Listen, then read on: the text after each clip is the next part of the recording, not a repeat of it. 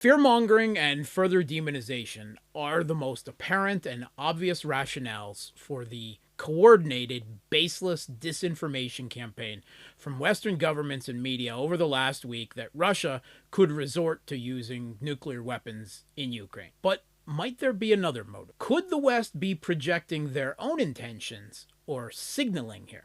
U.S. National Security Advisor Jake Sullivan promised unspecified catastrophic consequence if Russia were to use tactical nuclear weapons in Ukraine. And the Polish Foreign Minister, Zbigniew Rau, directly threatened that in such an eventuality, that NATO would directly attack Russian forces in Ukraine with devastating conventional force. So could all this seemingly coordinated rhetoric about the supposed possibility of Russian tactical nuke use in Ukraine actually be laying the narrative framework for a possible false flag incident, setting off a tactical nuclear weapon as a pretext for a direct US and Polish military incursion into Western Ukraine, perhaps to preserve a Ukrainian rump state there in the event that Kiev looks likely to fall somewhere down the line in the conflict? The Pentagon has been openly and proudly developing and deploying what they call more usable battlefield nuclear weapons, specifically for use against Russia and China. And the US is the only country in history to have used nuclear weapons in war on another state, on entire Japanese cities full of people, actually. And whatever the absurd denials, Kiev regime forces have been attacking the Zaporozhye nuclear power plant for months, long-range artillery and kamikaze drones, apparently as part of a nuclear scorched earth policy,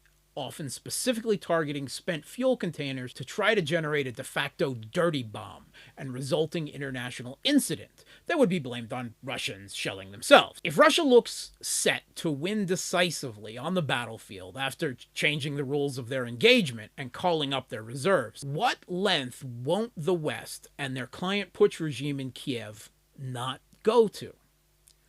Russia must lose and Putin must go, we have been repeatedly told.